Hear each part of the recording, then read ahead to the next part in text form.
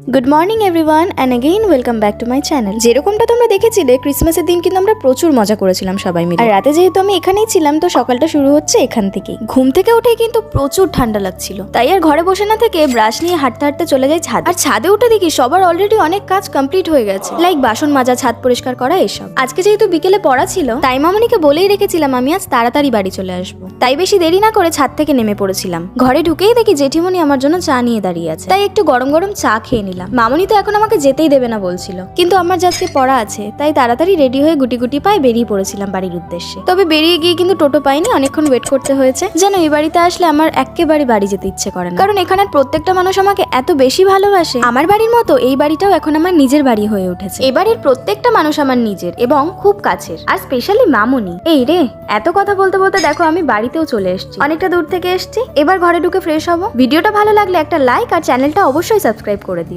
Till then take care.